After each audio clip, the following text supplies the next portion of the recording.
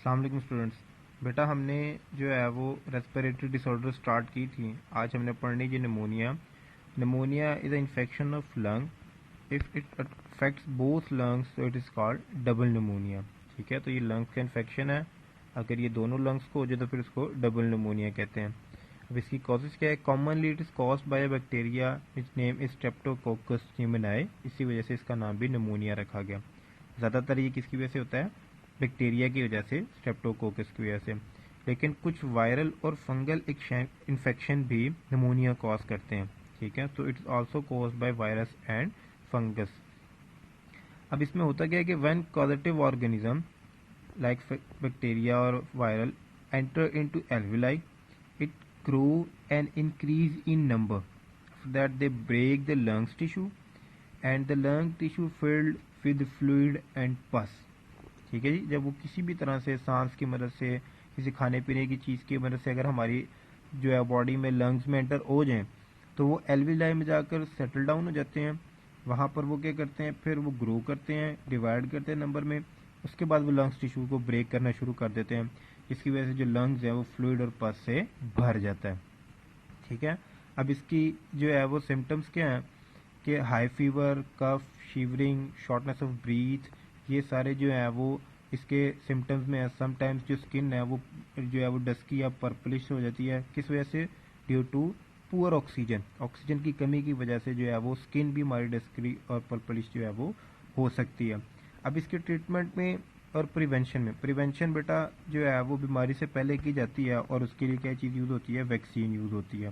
ठीक है, वैक्सीन जो है वो ये आपको पता होना चाहिए कि ये डिजीज़ से पहले इम्यूनिटी इंक्रीज करने के लिए यूज़ होती है। और अगर खुदा न खासा डिजीज़ हो जाए तो फिर ट्रीटमेंट में जो है वो क्या मौजूद है? इसके एंटीबायोटिक्स जो है वो मौजूद हैं, क्योंकि ये एक जो है वो बैक्टीरियल इन्फेक्शन है, तो एंटीबायोटिक्स जो है वो उसमें यूज़ हो सकती हैं। ठीक है, सेकंड जो आज हमने डिजीज़ पढ़नी है वो है जी asthma. Asthma is basically type of allergy. ठीक है, ये एलर्जी की एक टाइप है जिसमें ब्रोंकाई और ब्रोंक्यूल जो हैं वो फिल हो जाते हैं किससे? म्यूकस से, और वो नैरो हो जाते हैं। इन्फेक्शन की वजह से जो ब्रोंकाई और ब्रोंक्यूल हैं इनमें म्यूकस रेशा भर जाता है, और इनका जो ल्यूमन है वो क्या हो जाता है? वो कम हो जाता है। फॉर एग्जांपल देखें, ये नॉर्मल ब्रोंकाई है। ठीक है, और जब इसमें एस्थमा की वजह से फ्लूइड फिल हो जाता है तो ये इसका ये जो जहाँ से एयर गुजरनी होती है ये ल्यूमन क्या हो जाता है? नैरो हो जाता है। ठीक हो गया।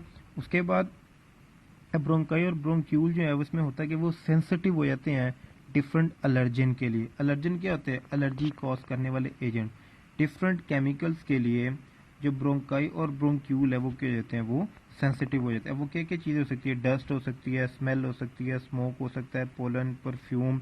ठीक है, जो है ये आपके सारे एलर्जन हैं जिनके लिए जो हमारी ब्रोंकाई और ब्रोंक्यूल है वो सेंसिटिव हो जाती है। जब इनमें से कोई भी चीज़, ठीक है, बॉडी में एंटर होती है तो ये इमीडिएट और एक्सेस रिस्पॉन्स जो है वो शो करते हैं, जिससे वो कॉन्ट्रैक्ट हो जाते हैं, म्यूकस सिक्रीट हो जाता है, और फिर जो है वो पेशेंट को ब्रीथ करने में डिफ़िकल्टी फील होती है। ठीक हो गया। नेक्स्ट इसके सिम्टम्स बेटा, इसकी जो सिम्टम्स हैं ये पेशेंट टू पेशेंट वेरी करती हैं। ठीक है, patient to patient, condition to condition ये वेरी करती हैं, लेकिन कुछ कॉमन सिम्टम्स है इसकी जिसमें शॉर्टनेस ऑफ ब्रीथ है, व्हीजिंग साउंड है, उसके बाद कफ एंड चेस्ट टाइटनेस इसकी जो है वो कॉमन सिम्टम्स हैं जो सब में होती हैं। अब इसके ट्रीटमेंट के लिए मेडिसिन मौजूद है जो म्यूकस को और जो है वो उनकी कंट्रैक्शन को कम कर देते हैं, और उनको किन फॉर्म में लिया जाता है? इनहेलर की फॉर्म में। ठीक है, क्योंकि बेटा जब वो उनको इनहेलर ड्रॉपलेट की फॉर्म में लेते हैं तो वो डायरेक्ट एंटर होते हैं किसमें? लंग्स में, एयर पैसेजवे के थ्रू। अगर हम उसको जो है वो सॉलिड मेडिसिन या लिक्विड की फॉर्म में लेंगे तो वो स्टमक में चली जाएगी, जबकि हमें उसको चाहिए किस लिए? लंग्स के लिए। तो जब हम उसको ड्रॉपलेट्स की फॉर्म में या इनहेलर की फॉर्म में यूज़ करते हैं तो वो जो है वो हमारे किसकी मदद से? एयर की मदद से, ब्रीथ की मदद से कहाँ पर पहुँचते हैं? लंग्स तक पहुँचते हैं, जिसकी वजह से वो म्यूकस को ख़त्म कर देते हैं, और जो है वो हमारी ब्रोंकाई ब्रोंक्यूल दोबारा नॉर्मल हो जाती हैं।